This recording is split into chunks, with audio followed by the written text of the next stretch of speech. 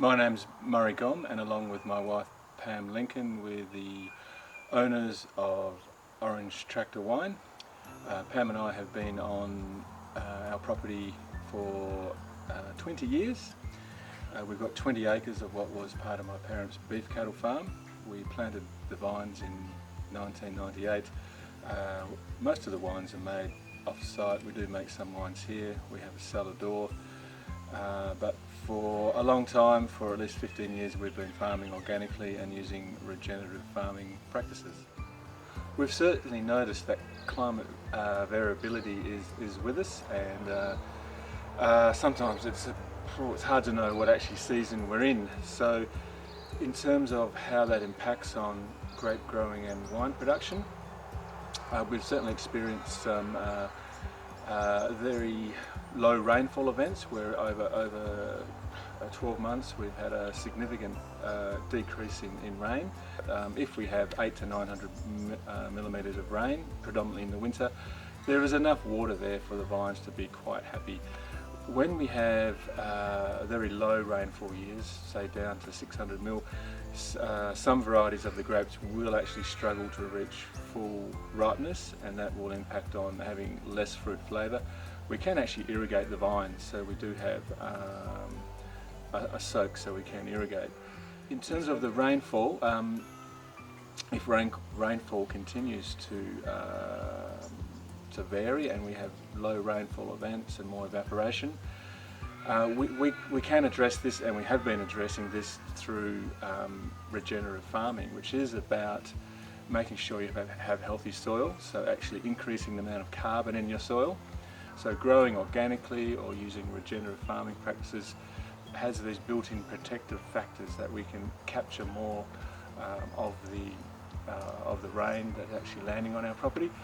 The other thing is if you're not spraying under the vine row and cultivating, in summer you'll have stalks of dead grass.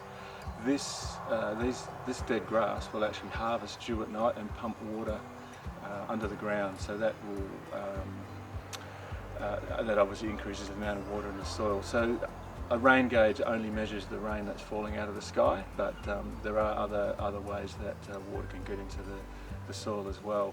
So those are all really valuable if we're in the situation of rainfall varying and decreasing. In terms of higher temperature during the growing season, that impacts on grape quality as well. For grapes to have good quality and good fruit flavours, there needs a long, slow, even ripening.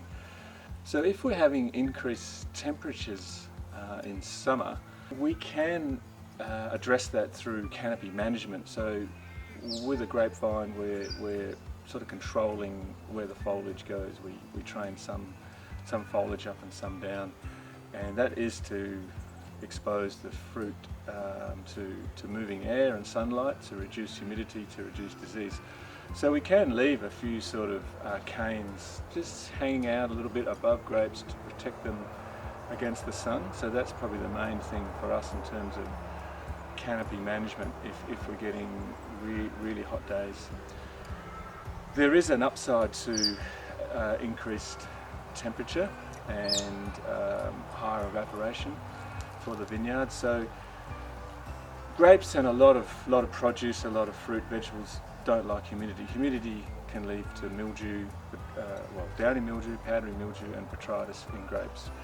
So if it's warmer and drier, we're going to have less incidence of those particular diseases. So in some ways, a lot of it's fairly simple. Get out of the way and make sure you've got a sustainable, resilient sort of system that can cope with some of this variability.